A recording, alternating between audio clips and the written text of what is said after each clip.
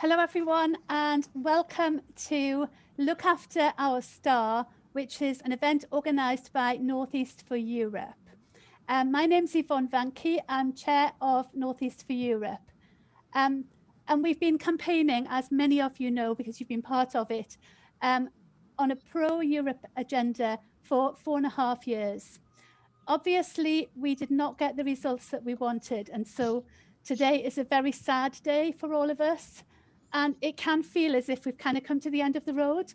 However, we haven't. It is not the end of the road. This story continues. And what I want to say at the beginning of our meeting today, just very briefly, is that Northeast for Europe will continue.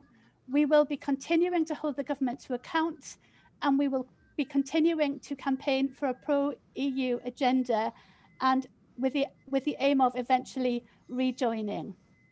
So this meeting is called Look After Our Star, and I see that as a message to, first of all, our European friends to look after our star, but also as a message to all of us to say, keep the faith, look after our star. We've got some wonderful speakers this afternoon. I'm going to start off with one of those in just a moment, and we've also got a couple of videos. Our speakers are all either members, friends of Northeast for Europe. And I'm going to start by introducing Robina Jacobson, who is a committee member for Northeast for Europe. So when you're ready, Robina, if you unmute yourself, and it's over to you. Yep. Hello, can you hear me? I can. Yes. Can everyone hear? Yeah. Yes. Yes. Hello, everyone. Happy New Year. Hi. I've written this down so I don't miss anything. Now, my father was a cabinet maker, and long before Britain's accession to the common market, the family income largely depended on European buyers for his coin and medal cabinets. And I remember the reams of export-associated paperwork on each desk and the late nights he bent over it. I also remember his immense joy when Britain became an EU member in 1973. As soon as the winter snows melted, he packed our minivan with his wares and set off for Holland, chuckling to himself that all he needed was his passport and one sheet of paper with a description of wood sources. He liked his customers, and many of them became family friends. So it's not surprising that we grew up wanting to be Europeans, as did my swain, John. In 2001, when John went to work in pre-accession Romania on EU-funded highway projects, we lived in handsome Bucharest, where opera was state-subsidized and available to the many, where at night the bars and cafes, the drinkers knew the words to every famous aria and sang so they could be heard outside in the street. It was also a city where museum staff kept their collections open to the public but were not paid for months on end. Then in 2008, John went again to work in Bucharest, the year after the country became a member of the EU. By then, museum staff were properly salaried. We've been back since to work or join Romanian friends in their family celebrations. In 2004, we went to Slovakia to live in beautiful Baroque Bratislava. A colleague of John's took us once to the Morava tributary of the Danube, where as children, he and his family looked out over the river to Austria and dreamt that one day they might go there.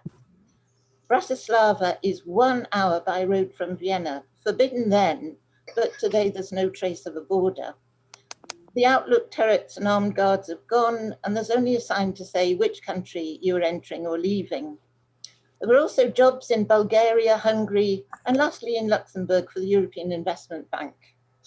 During the several years of working and living in Slovakia, John's colleagues became our family friends. When we returned here to the Northeast, they discovered the Great North Run, and each September for 10 years, they've stayed with us and run with the international 50,000 from Newcastle over the Tyne to South Shields. The Northeast has a special place in their hearts. None of them have been able to come this year. Instead, they've sent us a face mask of traditional fabric from Chichmani, the painted village north of the capital, up towards the high Tatras Mountains. Since 1973, we've been citizens of the European Union, able to go and live and work as equals, to make lasting friends with other EU citizens and to learn from them the joys of their countries.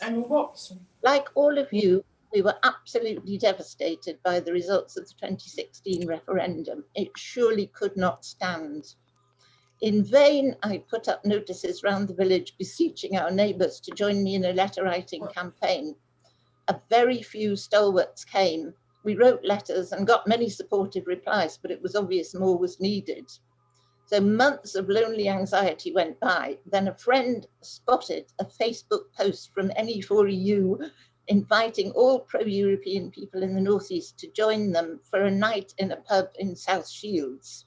What a joy, what a relief. On the appointed evening, we parked the car in South Shields to join the best, most determined bunch of campaigners the world has ever known. We can't give up on the job now because we all want our families and friends and our fellow country people to have the same enriching and exciting times we've had as EU citizens. Someday, a journalist will recount the progress of Northeast for Europe. It will be the day Britain rejoins the European Union and we finally get to spend what's left in the coffers on an enormous party. Of the day. Thank you, Rabina. Thank you so much.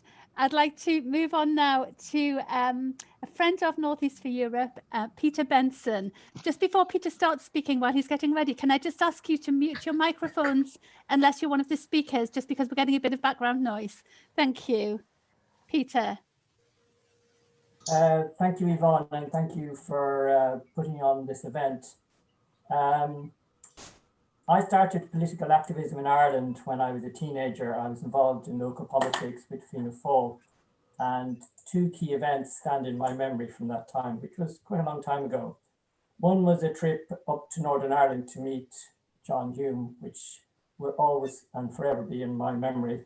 And the second, as part of that, was to the most bombed hotel in the world, to the Europa Hotel in Belfast for an SDLP conference.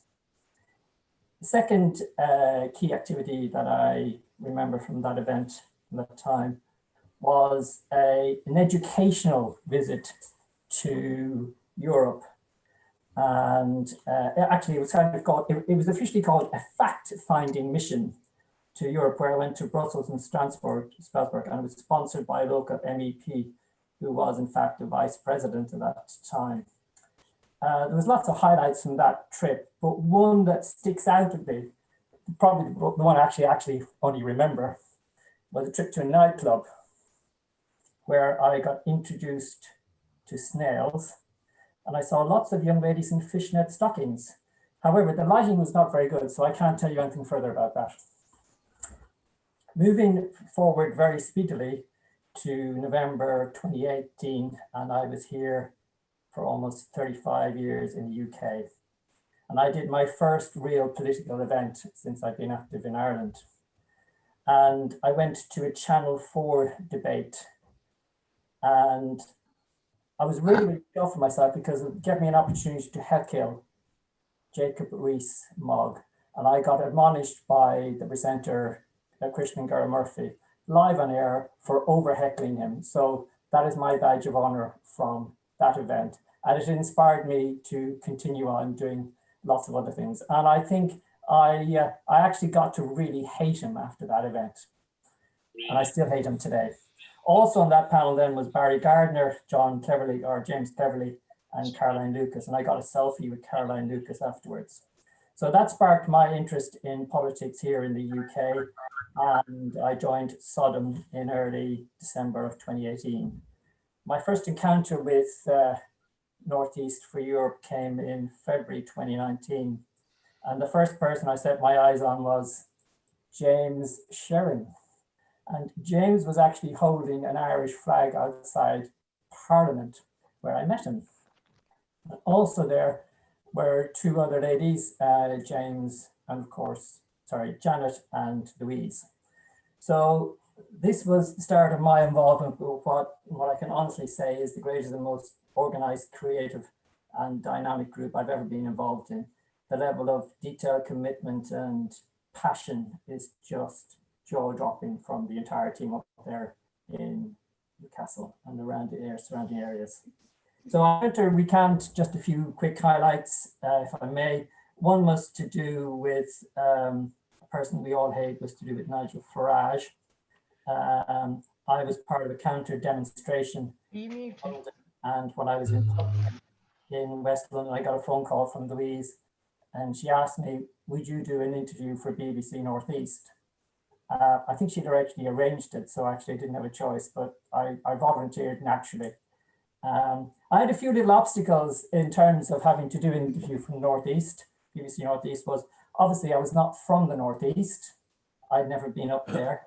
And two other things that were going against me was the fact that outside the railings of where I was doing the interview, the far right were about to invade the area. And of course, I'd never done a TV interview in my life before. So despite those three obstacles, I managed to pass. And I think that was my initiation into Northeast for Europe, perhaps.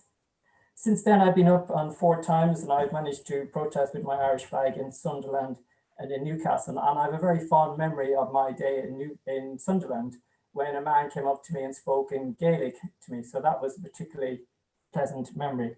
I've also been to Tynemouth, to the Irish Centre, to Amber, North and South Shields, and I particularly enjoyed watching when Feck Brexit was written into the sands on Sunderland Beach. I think Lucy was there at that time.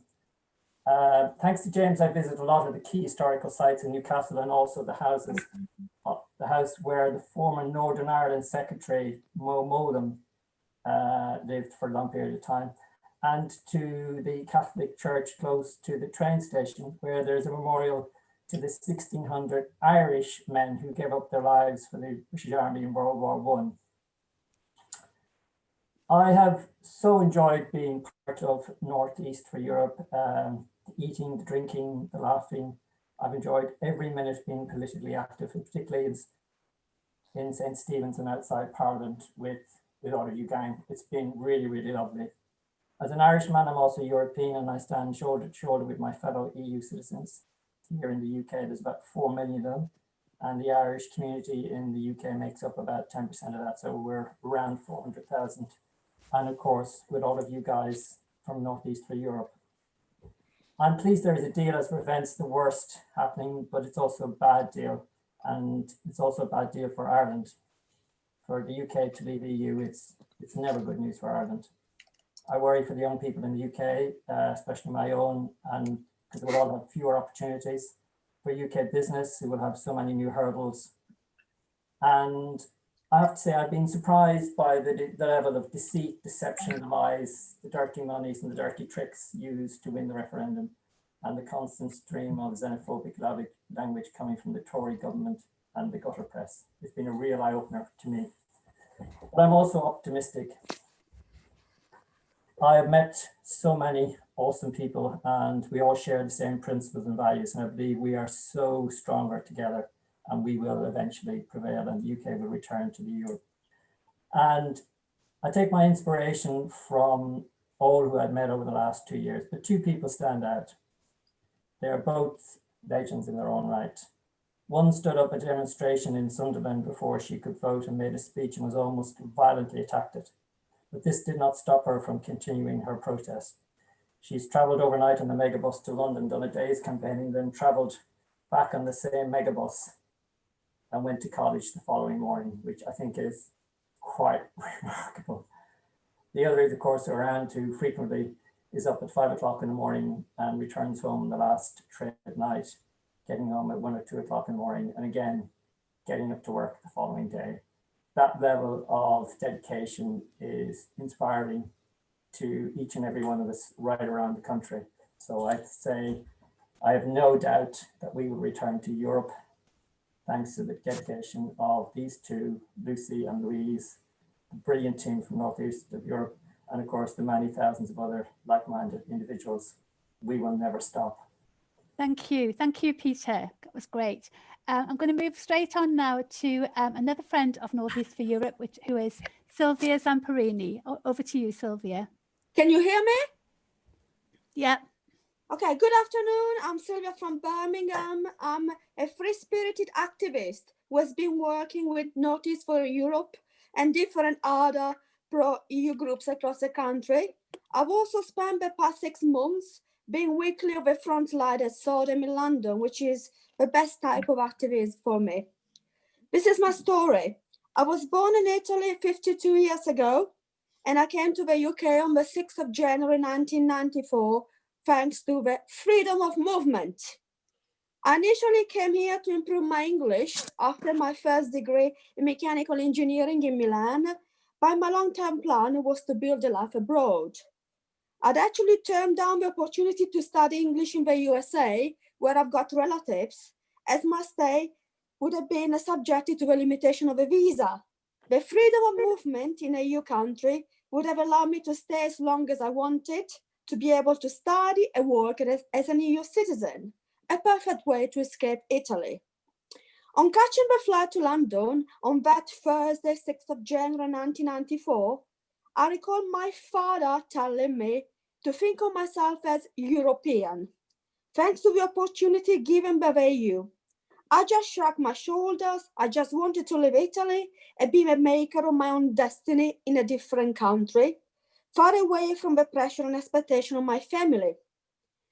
Once in the UK, I settled, I integrated very quickly into the British society, the kind of very diverse British society.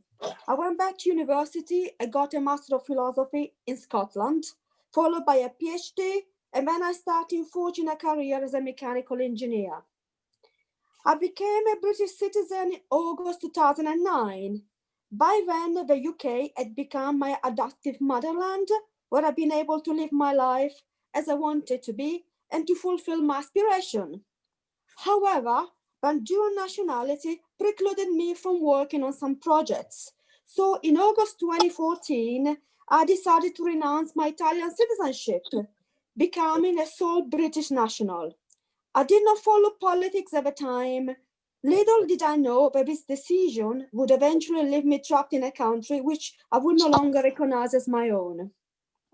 I could regain my Italian citizenship, but I would have to permanently reside in Italy for up to 1 or 2 years. This is not an option for me. So I spent most of my adult life in the UK, and English is now my first language. I've also developed a strong network of like-minded close friends in this country. I never fitted when I live in Italy. Further, the Italian economy and politics are in a difficult situation. Also, at 52, I've got too many ties to move to a different country. I did my big move when I was 25, and why should I uproot myself again simply because of a rigged advisory referendum on the 23rd of June 2016, a referendum which was based on lies and misinformation? After the 2016 referendum and after Trump was elected president of the USA, finally replaced by Joe Biden in November 2020, I got steadily involved in political activism. This has now become my way of life. Over the years, and after lots of events all over the country, I've acquired a surrogate family of activists with whom I campaign against both Brexit and the justice of the current Tory government. My favorite form of activism is being on the front line at Sodom. It's the high of adrenaline from the unpredictability of the day, confronting Tory Brexit MPs, keeping fascist thugs at bay, sometimes walking them with placards when they try to steal the megaphone, documenting the day with pictures, running to the gates of Parliament when the buffoon comes in or out for PMQT. Not a day is equal to the others. When I'm out on my front line, I totally forget who I am, a ugly mingy menopausal old bag, and I turn into pro-EU warrior. I'm currently crawling the walls, and as I cannot be on the front line as Sodom because of this damn Tier 4 restriction, the adrenaline kicking in the middle of the night, stopping me sleeping. Well, I'm here today to declare that I'm devoting the rest of my life to the Rejoin campaign and to hold to account the people responsible for the forced departure of the UK from the EU. Thanks for listening to me. Thank you, Sylvia. That was great. Thank you. We're going to move straight on now And this is a bit of a light-hearted moment. We're going to share a little video, which is a song. Some of you may have seen this before. It's a little bit of fun, so a little bit of light-hearted stuff. Apologies for the language in places. It kind of needs to be there. Here it comes, just a moment. And hopefully this video works. And they're sitting with those three in a row. Strong and courageous. Be rather slow. 5 years.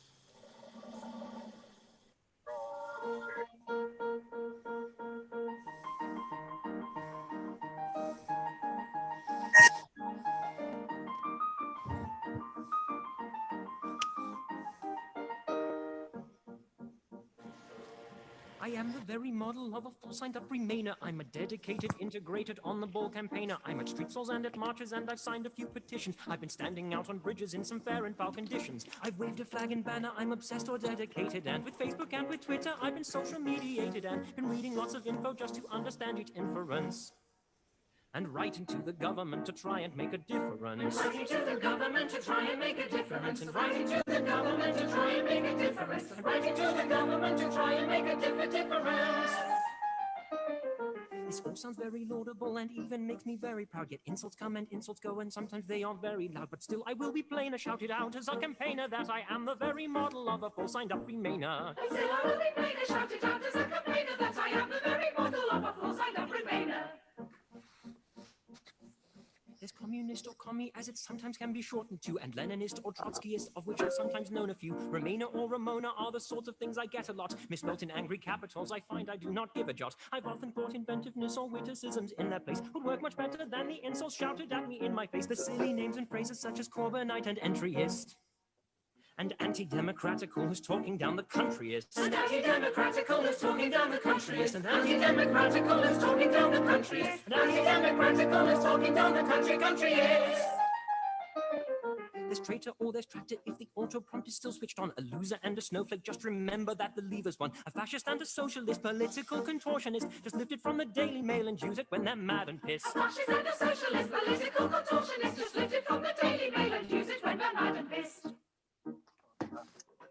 There's lefty and there's Europhile and sometimes even saboteur. If you're so keen on Europe, why not bugger off and live out there? You wave the EU flag, which makes you anti-patriotical, with other random insults which are just as idiotical.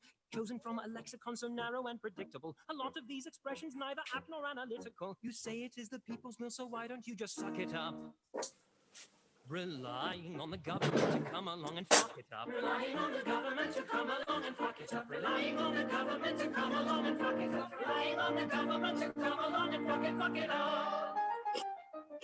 You libtard Winjamonas come, why can't you just get over it? You liberal elite, accept that Brexit's coming in a bit. I've heard it said that those like me, we are the people's enemy, for we support a European Brussels harsh hegemony. I've heard it said that those like me, we are the people's enemy, for we support a European Brussels harsh hegemony.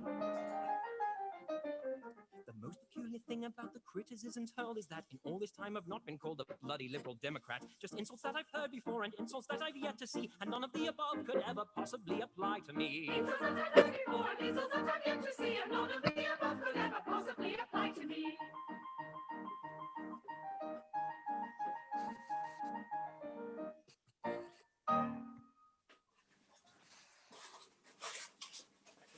Presented by Francine Stock and produced.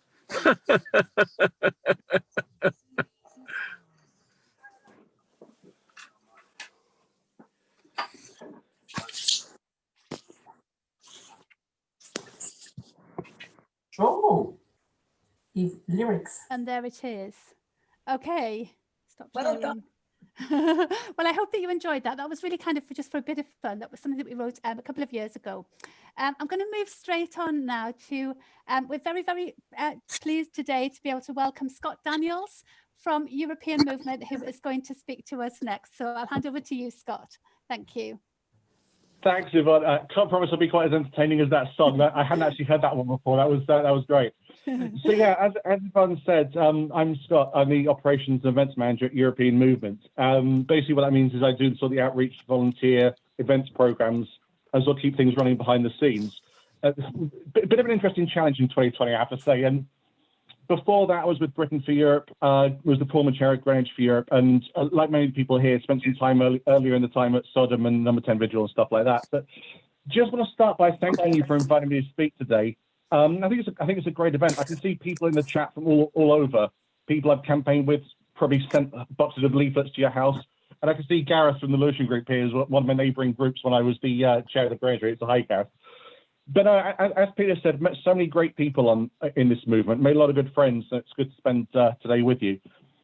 Yeah, I've always liked to support grassroots initiatives like this. I mean, not just because I'm a former group chair myself, but because they really do demonstrate the passion that we've got in this movement. I mean, it's full of so many people from all over the country with so many different stories to tell. I've really enjoyed hearing them. But I have to say, I've got a soft spot for your group, Louise and Yvonne. I mean, my grandparents come from the region, and my gran was born in Sunderland. My granddad was born in Alnwick. And my first joint campaigning that I did when we started bringing all the groups together was that Action Day, where I think I met both of you the first time up by Gray's Monument in Newcastle. But no, I just want to talk a few minutes about our movement, like where we've come from, celebrate what we've achieved, talk about a bit where we're going. And I've also been asked just to mention a little bit about what we're doing at the European movement. I mean, when I think back to when I first got involved in this movement, we've come such a long way. I mean, we've accomplished so much. I mean, while we unfortunately weren't able to stop Brexit, we've gone from sort of just small groups of passionate people who are passionate pro-Europeans popping up all over the country to having the biggest pro-European movement anywhere in the world. I mean, that's true both on a local level, just with the sheer number of groups. I think there's something like 160 groups now, 120 of which with European movements. And it's also true on the national level, just the sort of level of supporters we're getting nationally at the moment. Yeah, a lot of that growth is down to the hard work of people all across the country, like the people here, who for 4.5 years now have been sacrificing their time and money to help the movement grow. And I know I speak for everyone at European Movement and all of the national organisations in our movement when I say that we're just incredibly grateful for everything that you do on that. And I mean, that's especially true this year. I mean, this year has not been easy for any of us by a long shot. I think that's especially true for everyone who's been involved in politics. I mean, hearing the stories of what people have been doing campaigning, and obviously Tier 4 putting a bit of a spanner in the works on that one. But yeah, and my two main roles before all this was, like I said, sending out campaign materials to groups, and I was also the assistant organizer of the big People's Vote marches we had down in London. And we put 1 million people on the streets of London twice. I think last year I sent out just over 5 million leaflets all over the country, and that just wouldn't have been possible this year. But I mean, groups such as Northeast Europe have still continued to do what they can for this movement. I mean, such of all the great work that you've been doing, like Yvonne, Louise, and everyone here, highlighting the dangers of Brexit plants. I mean, and I know that Julie, who'll be speaking in a minute, has been campaigning over there as well. So while the campaigning has been reduced, it is still happening.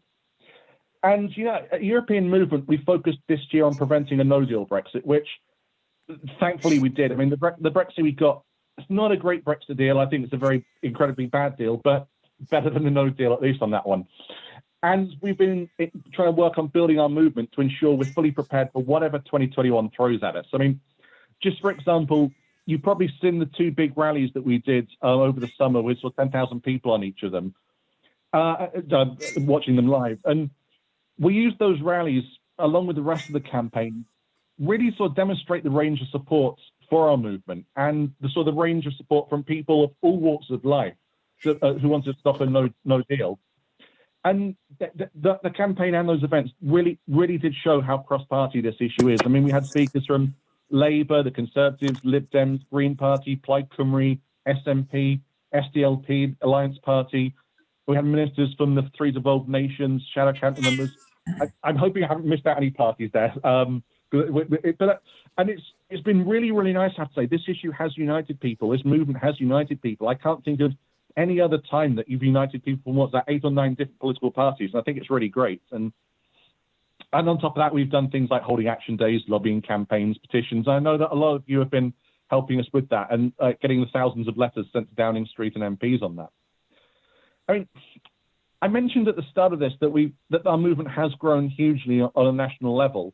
That's true both the European movement and our movement as a whole. I mean, I obviously can't say how many people are pro-European at the moment. There's no way of measuring that. But just going as far as European movement, we've we've actually increased our supporter list this year by more than 50%. We've now, I think, like 170,000 people on our supporter list, which is far bigger than our sister organizations all around the continent. And I think that's something to be proud of, that we've all helped to bring this movement together and help it grow on that.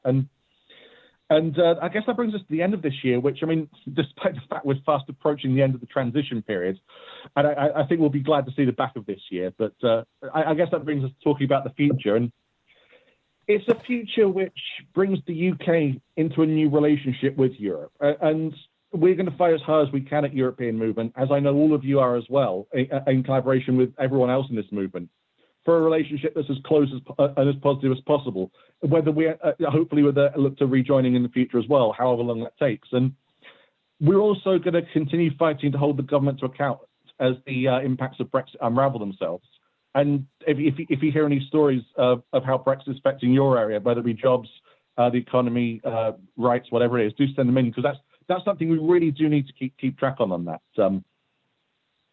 I mean, over the last few years, I mean, we've all put so much hard work in. It's been a continuous short campaign cycle. I mean, during 2018 to 2019, there actually really wasn't that much time to do much long-term planning because things were changing so quickly. You know, sometimes on a daily basis, we're going sort of from one fast short-term campaign to another all the time. But as the transition period ends, that, well, I suppose fortunately won't be the case. I mean, I'm a passionate pro-European, as I know every single person here is. And funny enough, ironically enough, that's exactly how Boris Johnson's father feels. I read literally before logging on to this call today that he's just applied for French citizenship and said he's proud to be European. He'll always be European. I mean, I didn't have that option to apply for an EU27 passport, unfortunately. Did think of fleeing the country, but I thought it's worth staying here and fighting because this is so important. And I mean, I believe the best place for the UK is as an equal committed member of the EU. And I don't see any benefits coming out of this. I mean, I'm always willing to keep an open mind, but I can't see any benefits there. But I do see one benefit in a bit of a slower pace of the campaign, this extra time we've been given. And just with more time to plan, to build, to renew our campaigns, that'll help us build a stronger relationship with Europe. And I mean, the exact nature of what we'll be doing next year will depend on COVID, the exact impacts of Brexit, political situation, etc. But I mean, European Movement is the UK's largest and oldest pro-European organisation. So we're in the UK, so we're not going anywhere. And I'm talking for quite a bit here, Yvonne. I can tell you sort of smiling for anything. When am I going to finish? But I just want to talk a little bit about like what the future holds on that. So, I mean, in the months that come, we're going to continue doing everything we can just to sort with our campaign, to continue building networks around the UK and around the continent, you know, linking up with other campaign groups, civil rights organisations, organisations in Brussels, whoever's needed. And we'll be spending time to speak to people, listening to people out there in communities around the UK, because we need to make sure that our movement, as we move towards whatever the future holds for us, we need to make sure we're both in tune with what the country's thinking, and that we can effectively steer public opinion in the right direction with that. I mean, the fact that we didn't really do much of that over the past few years and the past couple of decades is a little bit of a failure for our movement. So we are going to take time to make sure that in the years to come, we're on the right side of public opinion, and also the public opinion's on the right side and on our side as well. And as well, I've continually mentioned the grassroots here, I mean, because we genuinely wouldn't be as strong as we are. Our movement as a whole, not just European movement, without you. And we've got a lot of plans to I guess borrowing a slogan from the Biden campaign, build back better. And as I said, I'm proud of this movement. I never interested in politics before 2016, but so we got really involved in this one, and I just believe in what we're doing here. So I believe in what we're trying to achieve, what we can achieve, and if we keep fighting, what we will achieve. So just keep the morale up, keep up fighting. One more paragraph, Yvonne. I'm so sorry. So just keep the morale up. I mean, if you haven't got involved in your local group already, be it Northeast or for another group, just do get involved in the local group. We're still European, and we always will be. So just thank you so much for all your help. Brilliant. Thank you so much, Scott. That was great. I am going to move straight on to our next speaker, who is Daniel Elsam from Northeast for Europe. Over to you, Daniel. Thanks, Yvonne. I'm just here tonight to talk about why my generation will be the generation which brings the United Kingdom of Great Britain and Northern Ireland back into the European Union. Now, 18 years ago, I was born a citizen of Europe, and apparently the democratic will of the people was to leave the European Union. but not once have I voted in a referendum, not once have I cast a ballot for an MEP, and not once have I participated in a general election. And the last time I checked, I am part of what they call the people. So it's clearly no democratic will. The fact that so many the referendum was 2016, that was 4 years ago, soon to be 5. And the fact not one of us has had a vote since then is just completely unbelievable. Take the Erasmus scheme, which will no longer be available to students in Great Britain. It was such a harmless scheme, but provided so many invaluable opportunities to students from disadvantaged backgrounds across the European Union. But thanks to bigotry and a Prime Minister who still sees the United Kingdom as the British Empire, the youngest generation of this country will now be cut off from an entire continent. And let's not forget that 70% of us aged 18 to 25 is in favour of remaining in the European Union. Now, many of us high school students are taught about how the outsourcing of our industries has crippled our region in the past. Good examples of them will be coal mining and steel. But who's to say that isn't going to happen again, all because this government is committed to taking us out of the world's largest trading bloc. We've got Nissan in Sunderland and so many industries across this region who came here primarily because we can trade with 28 other countries. Now, from tonight, that won't be possible. And yes, we've got a deal which has no tariffs, but the problem with that is it's conditional. And as people have been saying in the comments, this deal will slowly but surely erode away, leaving us with nothing on our own. And young people like me, who were born into a country full of opportunity, have none of that now, and not once did we get the vote for it. And you know, it's good that we're carrying on this pro-European voice, because wherever you look in the region, we've got a lot to be thankful for from the European Union. If you walk around our streets at the minute, there's hand sanitizer stations which have been funded by Europe. We've got everywhere you look, there's European regional development funding across here, whether it be the Sage Gates Head, or we've got wildlife hides down the Stewart Bay, which was funded by Europe. There's so much which we've got to be thankful for, which we're all going to lose. You know, this government stood on general election pledge to level us up. They've got no chance of doing that because they're not going to match the European Regional Development Fund. No deal Brexit's going to cost us a lot more than 350 million a week. We're not getting anything. That's not going to go to our NHS. We're completely and utterly screwed. So that's why the future, it's really important North East for Europe carries on into the future, even though it may feel bleak, because there's many young people like myself who haven't had the chance to vote, but when we will, we'll make a huge impact and we'll bring this country back into the European Union. Thank you. Thank you. That was great. Thank you so much. We are going to move on now. The next speaker was not able to actually join us today, so she has recorded something for us.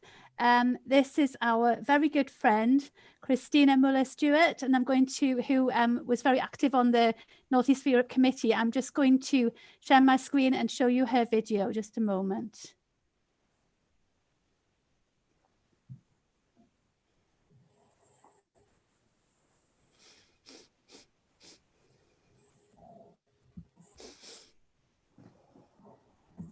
Hello, this is Christina. I have brought your star that I'm keeping safe for you to this ancient place, St. Mary's Chapel in Jesmond-Dean. It is an ancient place of hope and worship, so I thought it would be appropriate to bring your star here. I think you all know me.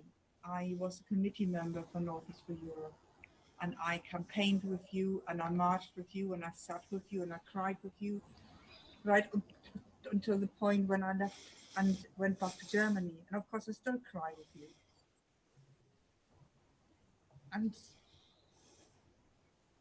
I cry for everything that we have lost together. But there's also hope. I'm building a new life in Germany for myself and for my husband, Dougal. And you can also build a rejoin movement. You can rebuild. You can show us on the other side of the North Sea, on the channel, that you are pro-European, that your movement is in fact the biggest pro-European movement in any country. So please take heart. And I'm sorry I can't be with you live tonight. It would have just been too much. It is just too hard at the moment. I'm hoping, maybe not hoping, to fly back on the 1st of January back to Germany when they lift the travel ban. And so this is my last night with Dougal and the kids, and that is hard enough without all the other grief that we are feeling tonight. So I'm sending you my love.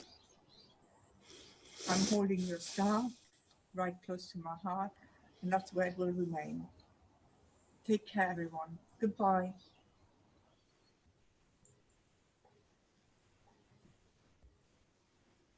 And thank you to Christina for that. That was lovely. Our next speaker is, I'd like to introduce Julie Ward. Julie, who was a former MEP for the Northwest and who has very strong connections with the Northeast as well. Can I hand over to you, Julie, please? Yeah, thank you very much, Yvonne. It's really tough coming at the end and listening to all these incredible testimonies. Yeah, it's a very emotional time for everybody, and you know, in different circumstances, we would have been together. We would have been in a space together, because this is a moment for grieving, for sure. It is a moment for grieving. So I was thinking, you know, a lot of the things that have already been said are very, very important. So first of all, I only came into politics really to defend the Europe that I believe is possible, a social Europe, a Europe for people. And I'm really impressed by how many people on this call understand that politics is not just for politicians, all right? You leave politics up to politicians, and this is the mess that happens. And wherever you are, politics, with not party politics, but just engagement in the way the country is run, the decisions that are made at every single level, people need to be active, and people need to understand the power of communicating with politicians, with representatives in various levels. That is hugely, hugely important. Daniel, what an incredible young man, you know, and it is people like this who are going to give us hope for the future, who understands far more about what the EU is than even when I was elected. I mean, I put my name forward not expecting to be selected or elected, and the whole thing then kind of happened, and then I had to kind of learn in a way about the institutions, the way that they operated, even what my job entailed. And so I just want to say how incredible to have young people like Daniel in this movement who already know so much about what we are losing, and why it is so important to keep educating ourselves about what is happening, and to use that to hold people to account. Because many of the people who voted for the bad deal yesterday really don't know what they were doing.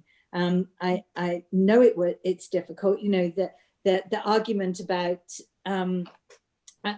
deal or no deal is a very difficult one.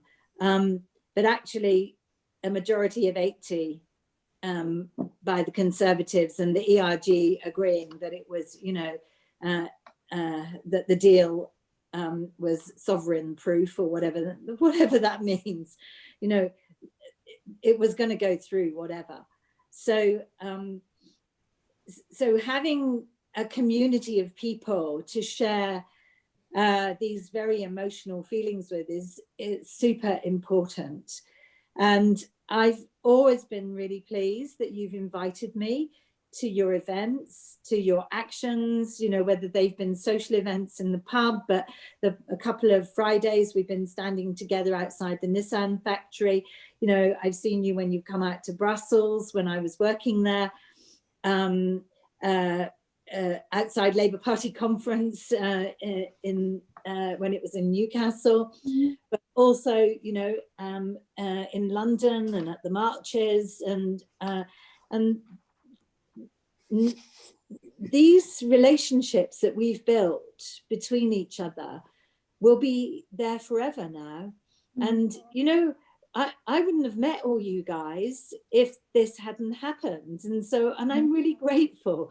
I'm so grateful to have found a new family, actually, you know, because it all feels like that's what you are. We're all kind of joined together by some weird kind of DNA now that we could never have imagined. And that is, and we trust each other. There's an incredible amount of trust and, you know, inclusion and warmth between us. And I think that's really important going forward. So we shouldn't underestimate what we did. Yeah. And we did it when we realized what was going to be taken away from us. And yes, sure, it should have happened a long, long time ago. But in the same way that you see, I was losing sleep round about 2010, 2011. I was losing sleep because of the way that the Daily Mail and the Express and the Telegraph, and the way that they were talking about the EU was not my experience of the EU. My experience of the EU was young people coming together to talk about common values and peace and education, and, you know, how to cooperate and collaborate to make a better world. And that's my EU. And I think it's very important that we continue to stand up for that. But we didn't lose, you know, we lost the referendum a long time ago. And so we shouldn't feel bad about what we did in the short time when we made the movement. Okay. And everything that the young man from European Movement said is really, really true. It's an extraordinary movement now. It is awesome. It is incredibly creative. It is human. And whenever I look at the Leavers, the Brexiteers, the Lexiteers too, people on the left who are anti-European, I never see any joy. I don't see any joy. Okay. What we have is joy and creativity. Okay. And family. We have that in bucket loads. Okay. And they can never take that away from us. Okay. And we have to continue to mark all the moments, you know, when we're sad, when we feel that we've lost something, when there's an anniversary, and there will be, you know, it's going to be, but we can build this movement back up again, and we can certainly do it with incredible people like Daniel, you know, who will be able to, you know, I like, I'm, as a former MEP, I get certain privileges and I get asked to do a lot of things, but I would always vacate the stage and give it to people like Daniel first and foremost. Let those people speak, right? Because the power of those voices is really, really phenomenal. Now, I haven't looked at the deal. I don't need to read it in detail to know that it's rubbish, okay, and that it's taking away so many things from us. But actually, there are some provisions in there for civil society, and I'm already alert to that. And we have to be at the front of the queue to say we want to be part of these new civil society forums that are going to be set up, okay? That because we can prove how active we are, how we deliver, and how we are networked and we speak for people. So there's already within the framework a mechanism, for us to connect back to the EU. And we should also be doing that with people in countries that aren't yet in the EU. I do loads of work in the Balkans, and those people are desperate to join. And, you know, so we have to be with them and be with my friends in Norway too, and my friends in Switzerland, my friends in Iceland. So all those people who are not yet part of the European Union family, we will join with them, be with them, and you know, continue to connect at civil society level. Thank you, everybody. Thank you.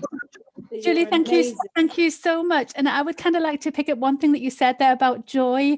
We're almost at the end of our meeting today, but we're going to finish with a little video. And what really struck me when I was trawling through hundreds and hundreds of photographs was the joy and the togetherness and the community. It was absolutely wonderful.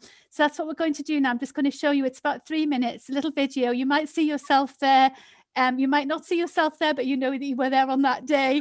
Okay, so I'll just do that now. Share the screen, and we've got another little video to come.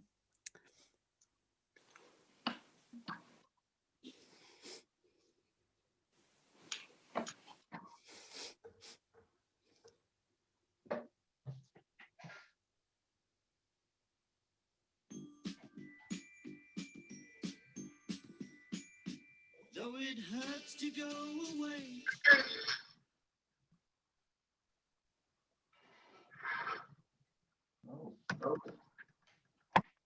I love you.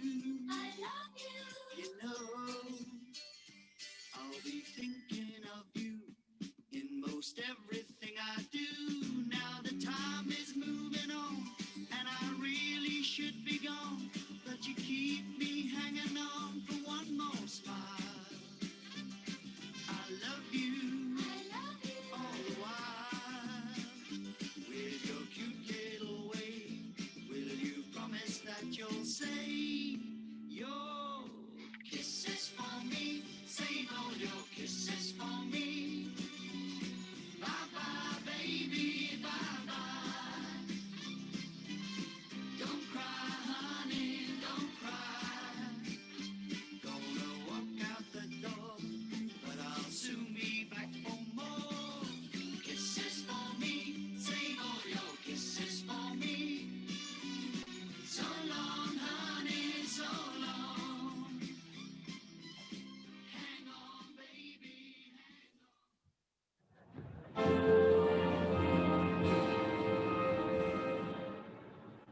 Joyful people found united, galaxy of stars above, forged as one from fires of conflict, raised from hate and fears of old. Now embracing pulses racing, glorious hope from darkness won. Every hand a hand of friendship, every heartbeat joined as one. Never doubting, never daunted, rises up the anthem strong. Peace and love and justice bind us, hand in hand, one voice and song. Joyful people, both united, galaxy of stars above, forged as one from fires of conflict, joy from hate and fears of old. Now embracing, pulses racing, glorious hope from darkness won. Every hand a hand of friendship, every heart rejoined as one. Never doubting, never daunted, rises up the anthem strong. Peace and hope and justice bind us, hand in hand, one voice and song.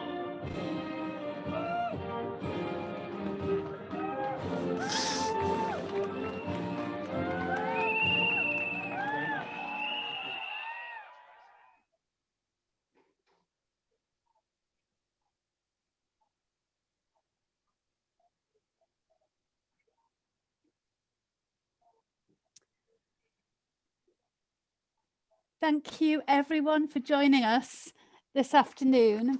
Can I say a big thank you to all of our speakers? It's been absolutely wonderful to hear what you've had to say. And thank you to everyone for everything that you have done as part of Northeast for Europe. This is where I am going to get emotional, I'm sure. And I really do look forward, we look forward to campaigning with you all in the new year. Thank you, friends. Look after our star. Bye-bye. Well done. Bye. Thanks, Yvonne. Bye. Bye. Very well done.